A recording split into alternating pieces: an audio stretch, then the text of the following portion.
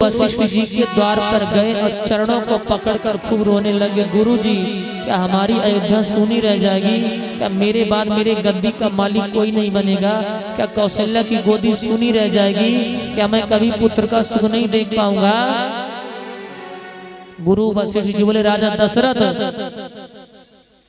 तुम्हें एक पुत्र कौन कहे, तुम्हारे होंगे 4 पुत्र। गुरुजी और भगवान के द्वार पर रोने से यही फायदा है। राजा दशरथ मांगने कितने गए थे? 1, और गुरुजी खुश हो गए, दिए कितने? 4। यही फायदा है। जाओ, तुम्हारे होंगे 4 पुत्र, पर उसके लिए तुमको पुत्र कामेष्ठी यज्ञ करना पड़ेगा। उस यज्ञ के ज्ञाता मैं नहीं हूँ। विभंडक ऋषि के पुत्र श्रृंगी ऋषि हैं। बोले वो तो कहीं आते जाते नहीं। बोले मैं उनको बुलाऊंगा, यज्ञ की तैयारी करो। और यज्ञ हुआ। राजा दशरथ हवन करते रहे, आहुति देते रहे। ओम अग्नि नमः स्वाहा, अग्नि नमः स्वाहा।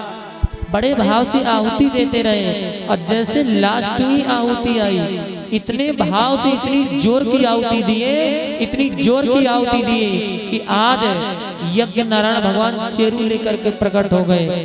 बोले यज्ञ नारायण भगवान की। और उस चेरू को तीनों रानियों ने ग्रहण किया। धीरे धीरे धीरे धीरे समय नजदीक आ रहा है। कलियां मुस्कुराने लगी, पर्वतों से मड़ियों की खान निकलने लग गई। माता सरयू महारानी उफान लेने लग गई।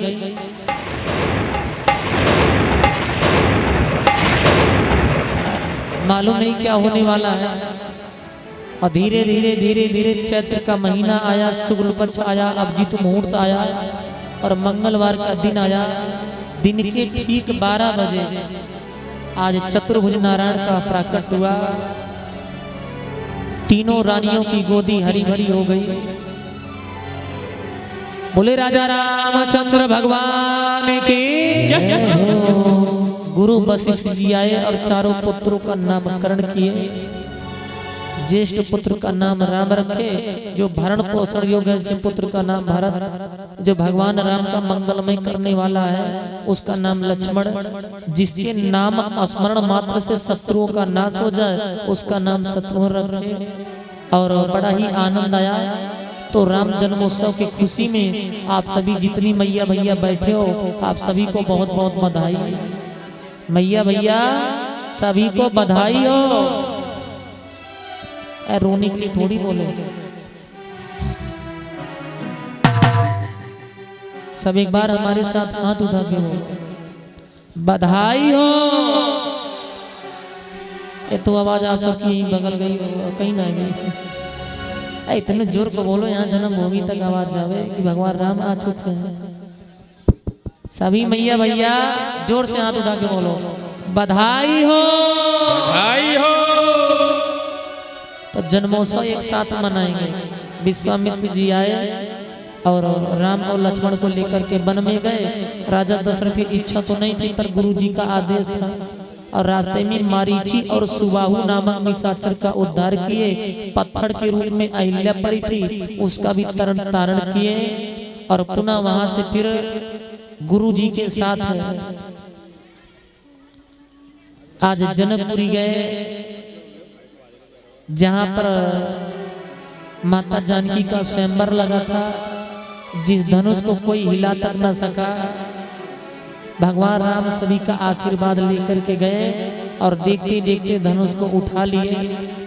धनुष के 3 टुकड़े हो गए और एक ही मंडप में फिर 4 बेदियां बनी और चारों भैयाओं का एक साथ विवाह हुआ।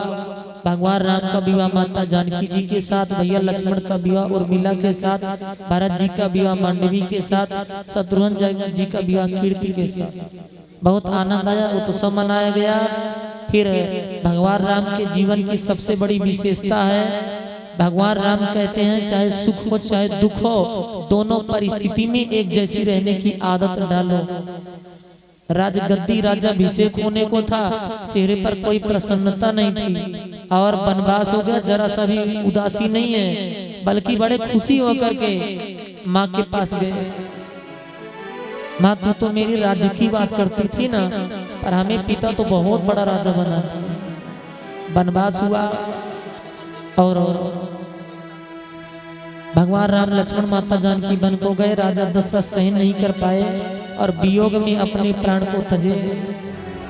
भरत भैया आए, अंतिम संस्कार हुआ और वन में ही शूर्पणखा आई। भैया लक्ष्मण उसके नाक और कान काट लिए जिसकी वो अधिकारिणी थी। और पुनः फिर रावण वेश बदल करके आया और माता परम्बा जगदम्बा का हरण करके लेके गया। और फिर राम रावण में विशाल युद्ध हुआ और भगवान राम एक टिसावा बाण मारे, रावण का उद्धार किए। जितने राक्षस से सभी का उद्धार किए। फिर वहां से वापस आए, राजा बने भगवान राम और रानी बनी माता जानकी। प्रथम तिलक वशिष्ठ मुनि कीना।